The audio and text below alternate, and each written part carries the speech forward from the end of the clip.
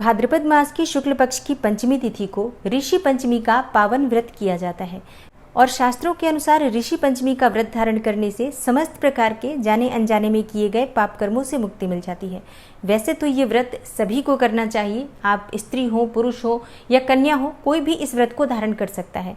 लेकिन ऋषि पंचमी का व्रत विशेषकर स्त्रियों को या कुंवारी कन्याओं को जरूर धारण करना चाहिए, क्योंकि शास्त्रों के अनुसार इस व्रत को धारण करने से मासिक धर्म में होने वाले दोषों से मुक्ति मिल जाती है। जैसे कि मासिक धर्म में महिलाओं को पूजा पाठ नहीं करना चाहिए, किसी भी प्रकार से पूजा की किसी भी सामग्री को स्पर्श नहीं करना चाहिए और घर की रसोई में भी नहीं जाना चाहिए, भोजन नहीं बनाना चाहिए, ऐसा धार्मिक शास्त्रों में लिखा गया है। और इन सभी दोषों के निवारण के लिए ही ऋषि पंचमी का व्रत बताया गया है। तो आज की वीडियो में आप सुनेंगे ऋषि पंचमी व्रत की कथा और इसके साथ ही पारण का शुभ मुहूर्त क्या है, पूजा का शुभ मुहूर्त क्या है और पूजा की विधि क्या होती है। ये संपूर्ण जानकारी आपको आज की वीडियो में मैं शेयर करने वाली हूँ। तो वीडियो को पूरा जरूर देखिए और अगर आपको आज की वीडियो अच्छी लगे तो लाइक भी जरूर कीजिए। तो बात करेंगे ऋषि पंचमी के शुभ मुहूर्त के बारे में, लेकिन उससे पहले सुनते हैं ऋषि पंचमी व्रत की कथा। एक समय राजा शिताश्व धर्म का अर्थ जानने की इच्छा से ब्रह्मा जी के समीप गए और उनके चरणों में शीश नवाकर बोले, हे आदिदेव, आप समस्त धर्मों के प्रवर्तक और गूढ़ धर्मों के जानने वाले हो। आपके मुख से धर्म चर्चा श्रवण कर मन को महान शांति मिलती है और भगवान के चरण कमलों में प्रीति बढ़ती है। वैसे तो आपने मुझे नाना प्रकार के व्रतों के विषय में उपदेश दिए हैं, अब मैं आपके मुखारविंद से उस श्रेष्ठ व्रत को सुनने की अभिलाषा रखता हूँ जिसके करने से प्राणी के समस्त पापों का नाश हो जाता है। राजा के इन वचनों को सुनकर ब्रह्मा जी ने कहा, हे नृपश्रेष्ठ, तुम्हारे प्रश्न अति उत्तम और धर्म में प्रीति उपजाने वाला है। मैं तुमको समस्त पापों को नष्ट करने वाला सर्वोत्तम व्रत सुनाता हूँ। यह व्रत ऋषि पंचमी के नाम से विख्यात है और इस व्रत को ग्रहण करने वाला प्राणी समस्त पापों से सहज ही छुटकारा पा जाता है और उसे नरक में कदापि नहीं जाना पड़ता है। इस व्रत का एक अति प्राचीन इतिहास और भी है, उस इतिहास को मैं तुम्हारे सम्मुख प्रकट करता हूँ।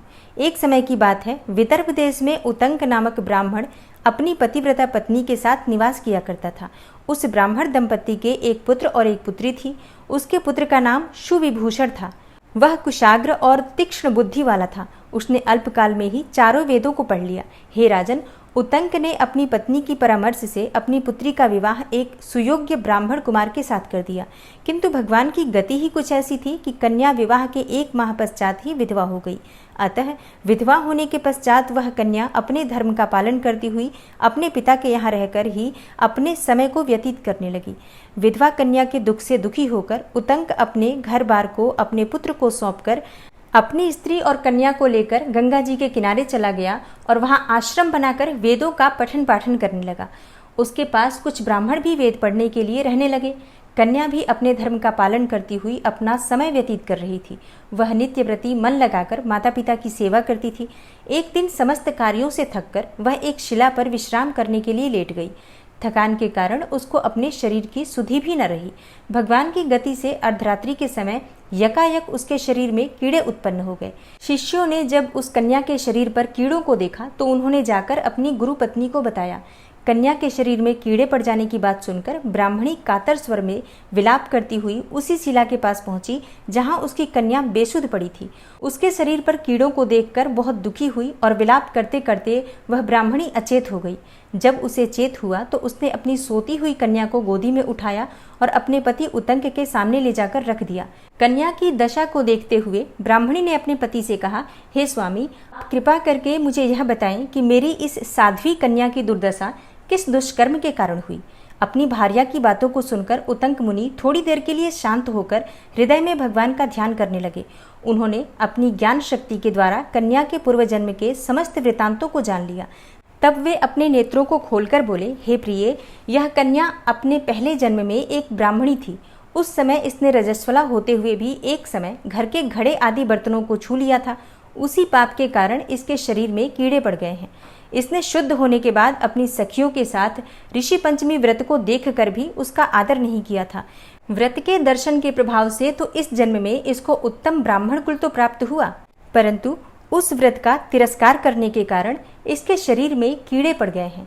मुनि के वचनों को सुनकर सुशीला बोली, हे स्वामिन, जिस व्रत के दर्शन मात्र से आपके समान ब्रह्म तेजोमय उत्तम कुल में इसको जन्म प्राप्त हुआ और जिसका तिरस्कार करने से शरीर कीड़ों से भर गया, उस महान और आश्चर्यजनक व्रत को आप कृपा करके मुझे सुनाएं। उतंक प्रसन्न होकर बोले, हे सुशीले, यह व्रत समस्त व्रतों में उत्तम है। इसके प्रभाव से समस्त पाप नष्ट हो जाते हैं। इस व्रत को धारण करने वाला निश्चय ही दैहिक, भौतिक और दैविक तीनों प्रकार के कष्टों से छूट जाता है और इस व्रत को धारण करके स्त्रियां सौभाग्य को प्राप्त करती हैं।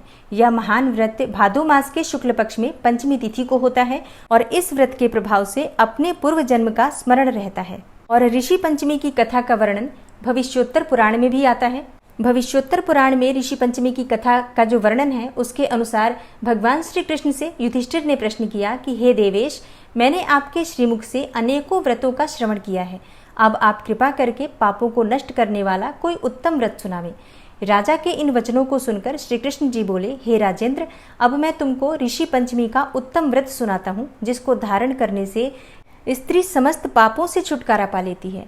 भगवान श्री कृष्ण बोले, हे नृपोत्तम, पूर्व समय में वृत्रासुर का वध करने के कारण इंद्र को ब्रह्म हत्या का महान पाप लगा था।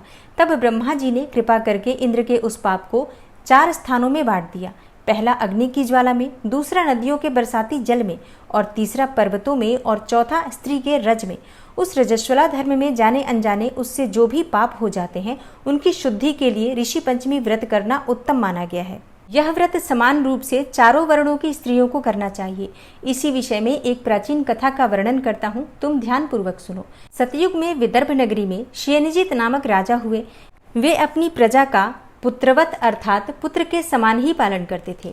उनके आचरण ऋषि के समान थे। उनके राज्य में समस्त वेदों का ज्ञाता, समस्त जीवों का उपकार करने वाला सुमित्र नामक एक कृषक ब्राह्मण निवास करता था। उस किसान की पत्नी का नाम था जयश्री, जो बहुत पतिव्रता थी। ब्राह्मण के अनेक नौकर चाकर भी थे। एक समय वर्षा काल में जब वह साध्वी खेतों के काम में लगी हुई थी, तब वह रजस्वला भी हो गई। हे राजन, उसे अपने रजस्वला होने का भास हो गया, किंतु फिर भी वह घर गृहस्थी के कार्यों में ही लगी रही। कुछ समय पश्चात वे दोनों स्त्री पुरुष अपनी अपनी आयु भोगकर मृत्यु को प्राप्त हुए। जयश्री अपने ऋतु दोष के कारण कुतिया बनी और सुमित्र को रजस्वला स्त्री के संपर्क में रहने के कारण बैल की योनि प्राप्त हुई। क्योंकि ऋतु दोष के अतिरिक्त इन दोनों का कोई और अपराध नहीं था, इस कारण दोनों को अपने पूर्व जन्म का समस्त विवरण याद रहा। वे दोनों पति पत्नी कुतिया और बैल के रूप में रहकर अपने पुत्र सुमित के यहाँ ही पलने लगे। सुमित धर्मात्मा था और अतिथियों का पूर्ण सत्कार किया करता था। अपने पिता के श्राद्ध के दिन उसने अपने घर ब्राह्मण को जिमाने के लिए नाना प्रकार के भोजन बनवाए। उसकी स्त्री किसी काम से बाहर गई हुई थी, तभी एक सर्प ने आकर रसोई के बर्तन में विष उंडेल दिया।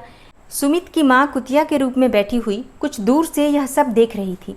पुत्र की बहू के आने पर उसने पुत्र को ब्रह्म हत्या के पाप से बचाने के लिए उस बर्तन में मुंह डाल दिया। सुमित की पत्नी चंद्रवती से कुतिया का यह कृत्य देखा न गया और उसने चूल्हे में से जलती हुई लकड़ी निकालकर कुतिया को मारा। तब बेचारी कुतिया मार खाकर इधर उधर भागने लगी और प्रतिदिन रसोई में जो जूठन आदि शेष रहती थी, उस कुतिया के सामने सुमित की बहू डाल दिया करती थी।